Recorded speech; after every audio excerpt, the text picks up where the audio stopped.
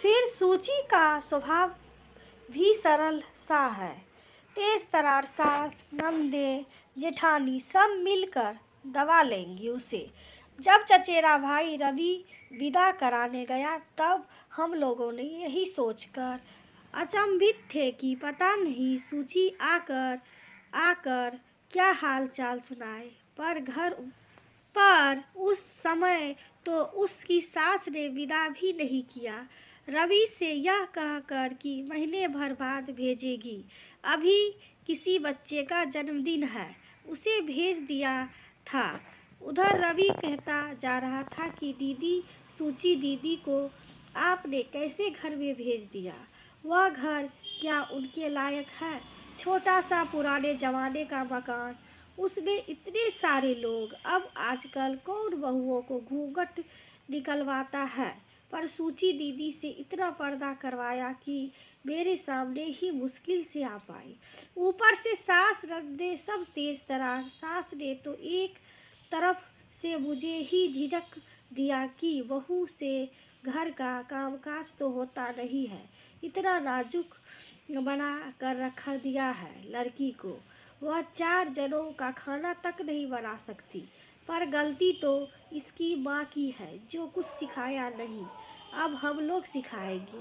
सच दीदी, इतनी रोबीली सास तो मैंने पहली बार देखी, रवि कहता जा रहा था और मेरा कलेजा बैठता जा रहा था कि इतनी सीधी सादी ढंग से शादी की है। कहीं लालची लोग हुए तो दहेज के कारण मेरी बहन को प्रताड़ित ना करे। वैसे भी दहेज को लेकर इतने किस्से आए दिन होते रहते हैं। सूची से मिलना भी नहीं हो पाया, माँ से भी इसके बारे में अधिक बातें नहीं कर पाई। वैसे भी हृदय रोग के मरीज है। वे सूची से फोन पर कभी कभार बात होती तो जैसा उसका स्वभाव था, हाँ हूँ में ही उत्तर देती। बीच में दशहरे की छुट्टियां में फिर माँ के पास जाना हुआ था। सोचा कि शायद सूची भी आए तो उससे भी मिलना हो जाएगा, पर माँ ने बताया कि सूची की सास बीमार है, वह आ नहीं पाएगी। माँ, इतने लोग तो हैं उस घर में, फिर सूची तो नई नवेली बहू है, क्या अब वही बची है सास की सेवा को, जो 4 दिन को भी नहीं आ सकती? मैं कहे बिना नहीं रह पाई थी। मुझे पता नहीं उसकी नंदे जेठानी सब इतनी तेज है तो सूची तब कर रह गई होगी। उधर माँ कहे जा रही थी सास का इलाज होना था तो पैसे की जरूरत पड़ी। सूची ने अपने कंगन उधार कर सास के हाथ पर धर दिए। सास तो गदगद हो गई। मैंने तो माथे पर हाथ मारा। हृदय हो गई है बेवकूफ की भी। अरे, छोटी मोटी बीमारी का तो इलाज यूं ही हो जाता है, फिर पुश्तैनी व्यापार है। इतने लोग हैं घर में और सास की चतुराई देखो, जो थोड़ा बहुत जेवर सूची मायके से लेकर गई है उस पर भी नजरें गड़ी है। उधर माँ कहती जा रही थी, अच्छा उस घर में रस बस गई है सूची। माँ भी आजकल पता नहीं किस लोग के विचरण करने लगी है, सारी व्यवहारिकता भूल गई है। सूची के पास कुछ गहने के अलावा और है ही क्या? मेरा तो मन ही उचेट गया था। घर आकर भी मूड उखड़ा उखड़ा ही रहा। राजीव से यह सब कहा तो उनका तो वही चिर परिचित उत्तर था, तुम क्यों परेशान हो रही हो?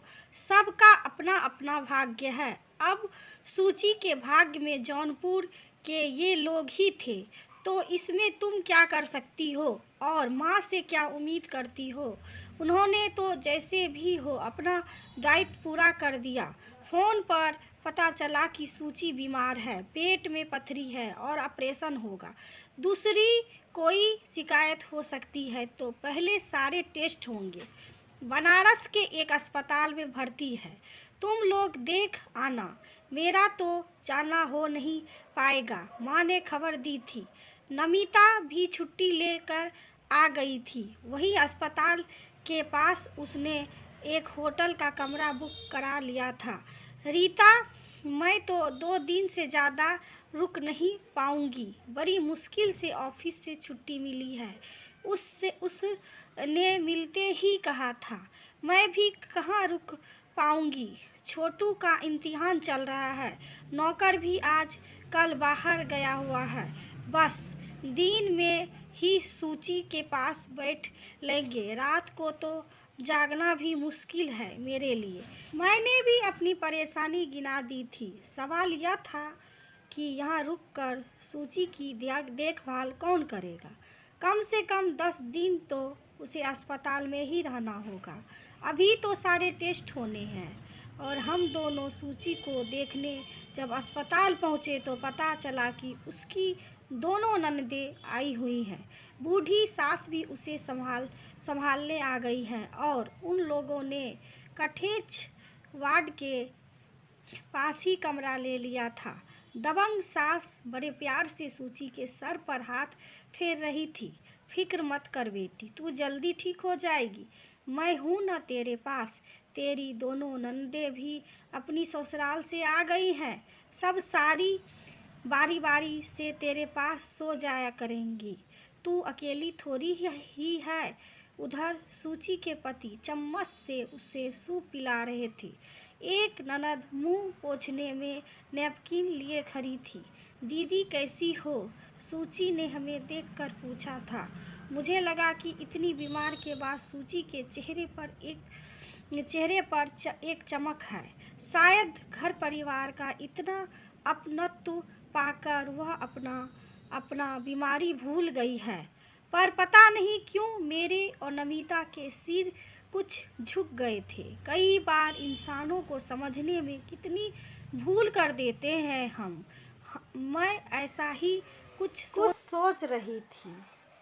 सास ही बहू को ससुराल के रहन सहन के बारे में बताती है। सास ही ससुराल की जिम्मेदारी बहू को हस्तांतरित करती है। परिवार के सदस्यों को क्या पसंद है, ससुराल में कैसे रहना है, क्या करना चाहिए और क्या नहीं, एक माँ की तरह सास ही दुल्हन को सिखाती है।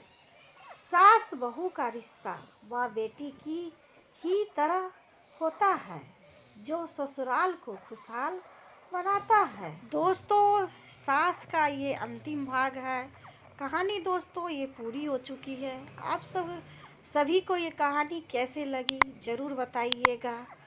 थैंक यू दोस्तों, वीडियो देखने के लिए आप सभी को धन्यवाद।